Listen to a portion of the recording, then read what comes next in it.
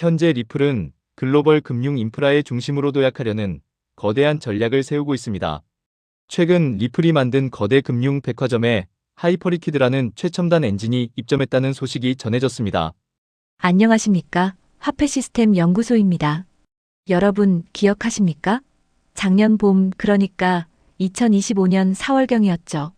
리플이 무려 12억 5천만 달러, 우리 돈으로 약 1조 7천억 원이라는 천문학적인 돈을 들여 히들로드라는 회사를 인수하겠다고 발표했을 때 시장의 반응은 반신반의했습니다.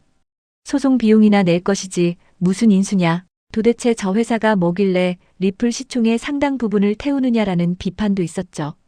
그리고 작년 10월 24일 인수가 최종 완료되고 그 회사의 이름이 리플 프라임으로 바뀌었을 때조차 많은 투자자분은 그 파급력을 체감하지 못했습니다. 당장 내 코인 가격이 오르지 않았으니까요.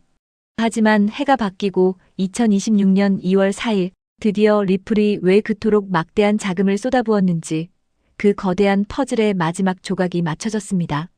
리플 프라임이 전 세계 1위 탈중앙화 거래소인 하이퍼리퀴드와의 전격 통합을 발표했기 때문입니다. 이 뉴스를 단순히 리플이 또 누구랑 파트너십을 맺었구나 정도로 넘기신다면 여러분은 지금 눈앞에서 벌어지고 있는 금융 역사의 가장 큰 변곡점을 놓치시는 겁니다. 이건 단순한 파트너십 뉴스가 아닙니다. 작년에 깔아놓은 기관 전용 고속도로에 드디어 3,500조 원짜리 초고성능 엔진을 장착한 중요한 사건입니다. 오늘은 리플이 지난 1년간 공들여 설계해온 이 빅픽처가 과연 무엇인지, 그리고 이것이 왜 XRP 가격의 등락을 넘어선 가치 혁명인지 팩트와 숫자로 낱낱이 파헤쳐 드리겠습니다. 먼저 저희 화폐 시스템 연구소는 정보 제공 채널이며 투자에 대한 모든 책임은 본인에게 있음을 알려드립니다. 자, 이제 시계를 작년으로 잠시 되돌려 보겠습니다. 리플이 1조 7천억 원을 들여 인수한 히든로드, 지금의 리플 프라임은 도대체 어떤 곳일까요? 우리가 주식이나 코인을 할 때 이용하는 키움증권이나 업비트를 생각하시면 안 됩니다. 이곳은 철저하게 기관만을 위한 공간입니다. 골드만삭스, 시타델 같은 거대 금융 공룡들이 고객이죠. 이들은 수천억, 수조 원을 움직입니다. 이런 자금이 일반 거래소에 들어오면 시장이 요동치고 무엇보다 보안과 규제 문제 때문에 그들은 함부로 움직이지 않습니다. 리플 프라임은 바로 이들을 위한 프라임 브로커리지 서비스를 제공합니다. 쉽게 말해 귀찮고 복잡한 건 우리가 다 해결해 줄 테니 당신들은 돈만 가져와서 수익만 챙기십시오라는 VIP 서비스입니다. 이 회사의 체급을 증명하는 숫자가 있습니다. 인수 전 히든로드가 처리하던 연간 청산 규모는 무려 3조 달러, 한화로 약 4,200조 원에 달했습니다. 대한민국 2025년 한 해 예산이 670조 원 수준인데 일개 기업이 한국 국가 예산의 6배가 넘는 돈을 매년 주무르고 있었던 겁니다. 게다가 공식 출범 발표 당시 리플은 인수 발표 이후 약 6개월간 리플 프라임의 영업활동 규모가 3배 이상 급증했다고 밝혔습니다. 단순 계산으로도 9조 달러에 달하는 엄청난 규모입니다. 작년 10월 24일 리플은 인수 절차를 마무리하고 이 거대한 시스템을 자사의 이름인 리플 프라임으로 재탄생시켰습니다. 그리고 300여 개의 글로벌 기관 고객들을 그대로 흡수했죠. 중요한 것은 이들이 리플 프라임이라는 백화점에서 쇼핑을 즐길 때 그 뒷단에서 벌어지는 일입니다. 리플의 CTO 데이비드 슈워츠는 리플 프라임의 모든 결제 인프라로 XRP 레저를 사용한다고 공식 확인했습니다.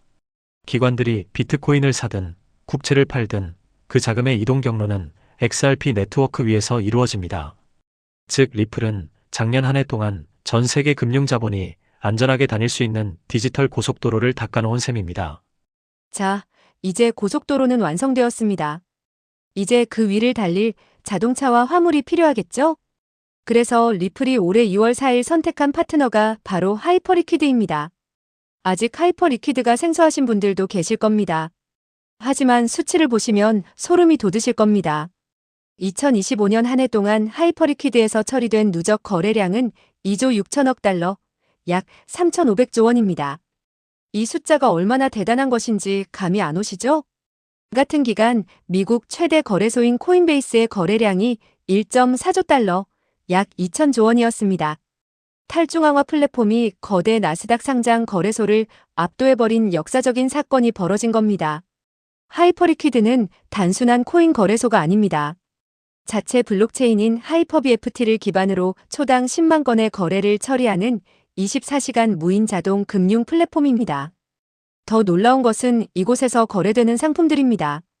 비트코인, 이더리움은 기본이고 최근 2월 11일 보도에 따르면 이곳에서는 RWA 거래가 폭발하고 있습니다. 나스닥의 엔비디아, 애플 주식, 그리고 금과 은 같은 원자재가 블록체인 위에서 24시간 거래됩니다. 실제로 2026년 2월 5일 하이퍼리퀴드에서는 은 계약 하루 거래량만 40억 달러가 넘기도 했고 이날 하루 전체 거래량은 무려 52억 달러, 우리 돈 7조 원을 기록했습니다. 리플은 바로 이 괴물 엔진을 자신들의 VIP 요새인 리플 프라임에 연동시켰습니다. 지금까지 하이퍼리퀴드가 개인 투자자나 고래들의 놀이터였다면 이제 리플 프라임이라는 통로를 통해 기관들의 조 단위 자금이 이 시장으로 쏟아져 들어올 파이프라인이 완성된 것입니다. 그렇다면 지난 2월 4일 발표된 이 통합이 구체적으로 어떤 혁신을 가져오는 걸까요? 여기서 우리는 통합 증거금이라는 개념에 주목해야 합니다. 이것이 이번 딜의 핵심이자 금융의 판도를 뒤집을 치트키입니다. 기존 암호화폐 시장은 매우 불편했습니다. 기관이 A 거래소에 비트코인이 있어도 B 거래소에서 XRP를 사려면 돈을 다시 옮겨야 했죠. 주식은 더 말할 것도 없고요. 하지만 리플 프라임과 하이퍼리퀴드가 만나면서 마법 같은 일이 가능해졌습니다. 예를 들어보겠습니다. 한 거대 헤지펀드가 리플 프라임에 미국 국채나 엔비디아 주식을 수천억 원어치 맡겨두고 있습니다. 과거라면 이 자산은 그냥 금고에 잠자고 있었겠죠. 하지만 이제 이 기관은 이 주식과 국채를 담보로 잡고 하이퍼리퀴드에서 XRP 선물이나 비트코인을 레버리지로 거래할 수 있게 되었습니다. 자산을 팔아서 현금화할 필요가 없습니다. 보유한 자산의 가치를 그대로 살리면서 새로운 투자 기회를 잡는 것. 이것이 바로 자본 효율성의 극대화입니다. 리플이 인수한 히든로드가 원래 코인뿐만 아니라 금, 국채, 외환까지 다루던 곳이었기에 가능한 시나리오입니다. 그리고 이 모든 거래의 신용을 리플 프라임이 보증합니다. 이 기관은 확실하니 거래를 승인해라라고 말이죠. 기관들은 골치 아픈 지갑 관리나 스마트 컨트랙트 보안 걱정 없이 쓰던 화면 그대로 클릭 한 번에 이 거대한 유동성에 접속하게 됩니다. 자, 이제 가장 중요한 질문에 답할 차례입니다. 그래서 이게 XRP 가격이랑 무슨 상관인데? 리플 프라임과 하이퍼리퀴드의 결합. 이 거대한 금융기계가 돌아갈 때 윤활유와 연료 역할을 하는 것이 바로 XRP와 RLUSD입니다. 첫째, RLUSD의 기축 통화화입니다. 2026년 2월 4일 리플의 공식 발표에 따르면 RLUSD는 하이퍼리퀴드 거래의 주요 담보 자산으로 채택되었습니다.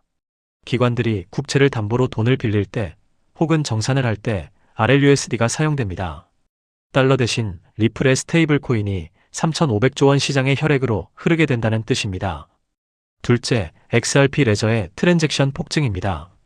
하이퍼리퀴드는 자체 체인을 쓰지만 리플 프라임을 거치는 모든 정산 데이터와 자금 이동은 XRP 레저를 통과합니다. 기관들이 수조 원대 거래를 할 때마다 XRP 네트워크는 수수료를 얻고 XRP는 브릿지 통화로서 막대한 유동성을 감당하게 됩니다. 리플은 이제 코인을 파는 회사가 아닙니다. 금융 인프라 사용권을 파는 회사입니다. 정리하겠습니다. 작년 4월에 인수 발표, 10월에 리플 프라임 출범, 그리고 올해 2월에 하이퍼리퀴드 통합, 이 일련의 과정은 우연이 아닙니다. 리플은 치밀한 계획하에 기존 금융과 탈중앙화 금융을 하나로 묶는 거대한 제국을 건설해왔습니다. 리플은 1.7조 원을 들여 JP모건이나 골드만삭스가 하던 프라임 브로커 역할을 가져왔습니다. 그리고 코인베이스를 뛰어넘은 하이퍼리퀴드의 유동성을 그 안에 집어넣었습니다. 이제 전 세계 기관들의 자금은 리플이 깔아놓은 고속도로를 탈 수밖에 없는 구조가 완성된 것입니다. 많은 분이 리플은 언제 가나요? 지겹습니다. 라고 말씀하십니다. 하지만 리플이 만들고 있는 판은 고작 몇백 원의 시세 차익을 노리는 수준이 아닙니다. 그들은 이제 전 세계 자본이 반드시 거쳐가야만 하는 금융의 표준 인프라를 선점했습니다. 당장 오늘의 가격이 아니라 미래 화폐 시스템의 변화를 큰 안목으로 지켜봐야 하는 시점인 것입니다. 오늘 영상이 도움이 되셨나요? 지금까지 화폐 시스템 연구소였습니다. 감사합니다.